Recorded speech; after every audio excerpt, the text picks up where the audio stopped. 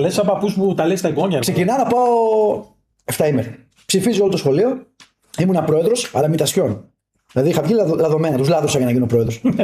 Περίεργο. Ναι. Τους λάδωσα και εγώ δεν αντέχα τι να κάνω. Τελικά άφησα τη θέση μου στον κανονικό πρόεδρο, αλλά όταν να ψηφίσουμε Κέρκυρα Ιταλία ήταν 68-68. Βλαδώνω τα δύο παιδιά, 71-68 Ιταλία. Λέω πότε ξαναπάμε στη ζωή μας. Στην Ιταλία. Μετά αρχίζουν οι δουλειές, αυτά, οι τζόγοι, οι φαφραγγείς. Δεν υπάρχει περίπτωση. Ξεκινάω να πάω, περνάω. Πόσα θα πάρεις μαζί σου, έλεγα έναν, έλεγε 1.000-1.500 ευρώ. Εσένα πόσα θα πάρεις, το ίδιο. Εδώ να μην πάρω 3.500. Πόσα πάω. Τρώω παραπάνω από αυτούς. Δηλαδή ένα κουρασαναφί 3 εγώ. 2 πίτσες 3 εγώ.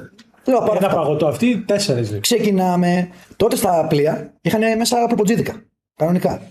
Και μου λέει ένα εδώ ξαδράμας δεν χάνει.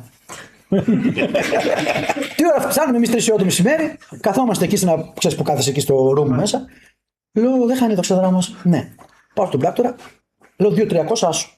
Λέω να έχω και 500 ευρώ, γιατί δεν ξέρει τι γίνεται. Άμα χαθεί, να έχω ένα φόρο στην Ιταλία. Νερό δεν πίνω όλη μέρα. Πόσο είναι 2.30 απόδοση μου λέει. Λέω καλά. Το μάτσο όμως τελειώνει 7.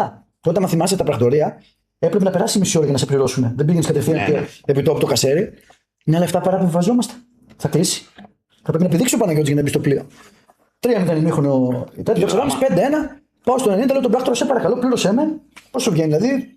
Πλήρωσέ με, λέω πάρε 200 ευρώ. Κράτα 200 ευρώ για σένα. Δεν γίνεται, πρέπει να το γράψει η μηχανή. Με τι να γράψει το ρόλο, βλέπει 5-1 το μάτι. Τι θε να γράψει τη μηχανή, σου δίνω και 200 ευρώ σου πει. Όχι, όταν γυρίσει, λέει ξανά έλα. Τι όταν γυρίσει, πώ θα φύγω με 500 ευρώ. Τα μέχανε με λέει. Ράσε με είχα θα γινόταν, του λέω. Θα γυρνούσα πίσω, δεν θα φύγω Ιταλία, θα ξαναπήγαινα Αρδέα. Πλήρωσέ με. Δεν πληρώνει, του λέω κράτα 500. Μόλι είναι 500.